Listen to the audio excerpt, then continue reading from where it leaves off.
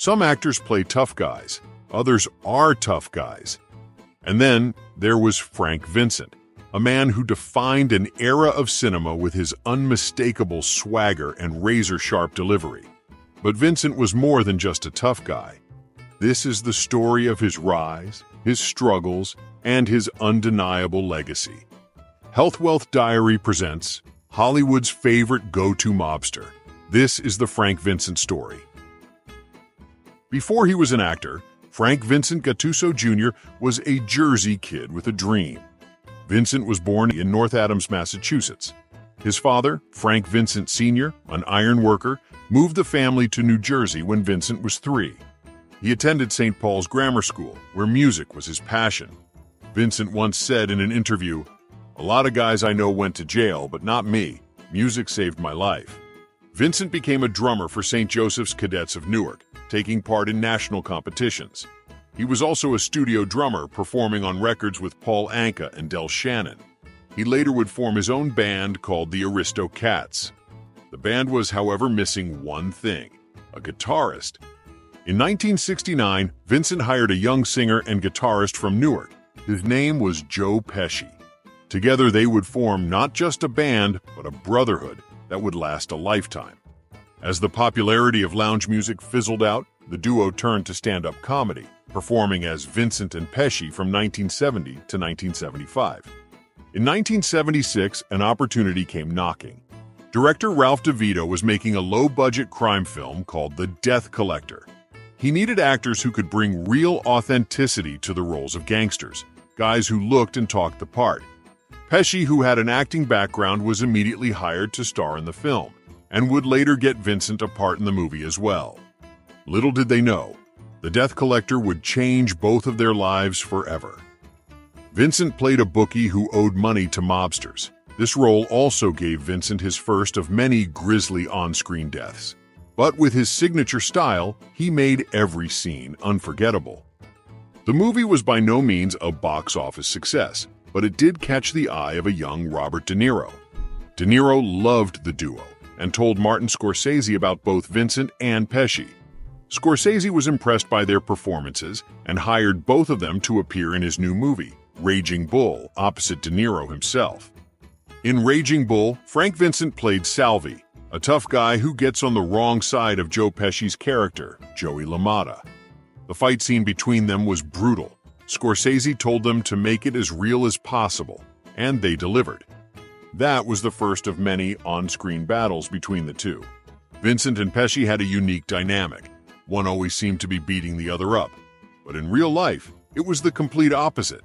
They were as thick as thieves.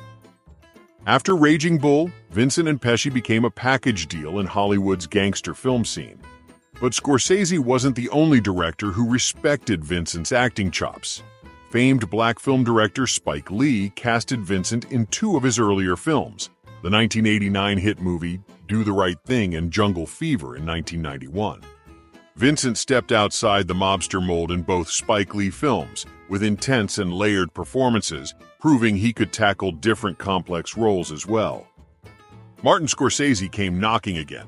This time it was for the 1990 classic mob film Goodfellas. In just a few minutes of screen time, Frank Vincent created one of the most iconic lines in mob movie history. Now go home and get your fucking shine box. Billy Batts was cocky, dangerous, and unforgettable. And when he met his brutal end at the hands of Tommy DeVito, played by partner in crime Joe Pesci, it solidified Vincent's place in gangster film history. In 1995, Vincent's collaboration with Scorsese continued in Casino, where he played Frank Marino, a character based on real-life Chicago mob enforcer Frank Collada. Once again, he shared the screen with De Niro and Pesci, proving he was more than just a supporting actor. He was an essential part of the ensemble. Also in Casino, Vincent finally got revenge on Pesci's character. This time, he was the one doing the beating. Vincent's character beating Pesci's character Nicky Santoro to death with a baseball bat was one of the most brutal scenes in gangster film history.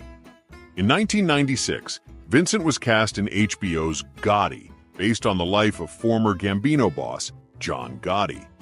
Vincent played Robert DiBernardo, a real-life mobster in John Gotti's inner circle.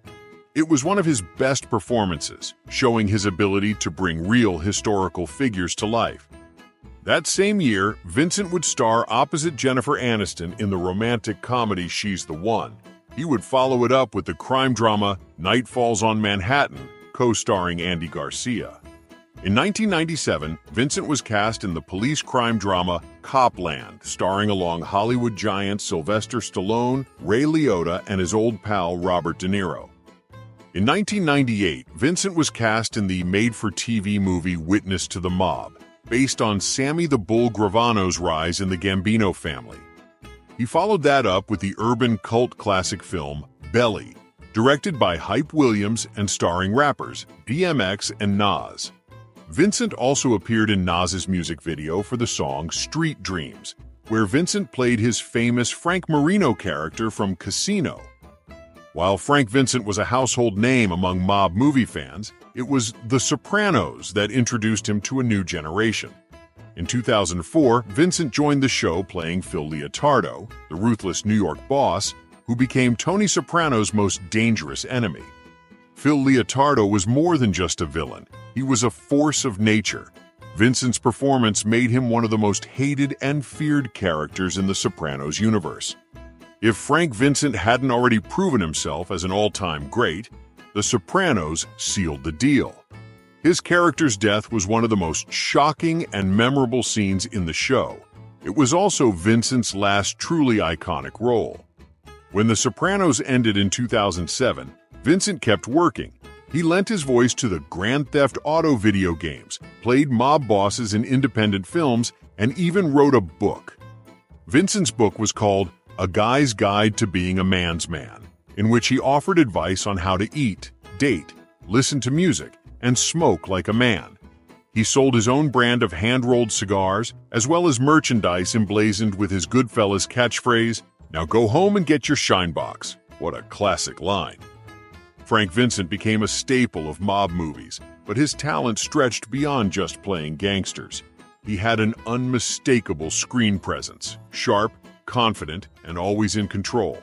From his slicked-back, shiny silver hair to his bushy black eyebrows, he made everything look good. Whether he was a ruthless crime boss or a wise old consigliere, Vincent made every scene memorable. In September 2017, Vincent had suffered a heart attack and was rushed to Hackensack University Medical Center in New Jersey. The doctors determined that he required open-heart surgery to repair the damage.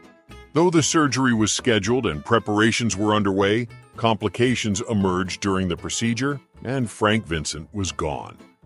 Frank Vincent Gattuso Jr. passed away on September 13, 2017. He was 80 years old. His death sent shockwaves through Hollywood and deeply affected fans who had grown up watching him play some of the toughest men on screen. Despite his larger-than-life on-screen persona, those close to Vincent described him as warm, loyal, and deeply proud of his Italian-American roots. In his final years, he remained active, attending fan conventions, writing, and mentoring young actors. He was still sharp, still charming, and still every bit the professional that made him beloved in the industry. The tributes poured in. Fellow actors, including The Sopranos castmates, directors, and co-stars, took to social media and news outlets to mourn his passing. Perhaps the most poignant silence came from Joe Pesci, his lifelong friend and on-screen sparring partner. While Pesci didn't make a formal public statement, those close to him said he was devastated. Their friendship had lasted decades, from the nightclub circuit to Hollywood, and the loss hit deeply. Frank Vincent was laid to rest in Montclair, New Jersey, not far from where his journey began. At his funeral, friends remembered not just the actor, but the man, the family man, the jazz drummer, the loyal friend, the consummate professional. Frank Vincent didn't just play tough guys, he gave them soul. He brought life to characters that could have been stereotypes, turning them into icons, and in doing so, he became one himself. In a time when authenticity mattered more than ever, Vincent didn't need to fake it. He lived it. Not the violence or the crime, but the energy, the voice, the fire. He brought the streets of Jersey to the big screen and made sure we never forgot where he came from. What's your favorite Frank Vincent movie moment? Drop your thoughts in the comments below. And if you enjoyed this episode, please like, subscribe, and hit the notifications for more stories from the Health Wealth Diary. Now go home and get your fucking shine box.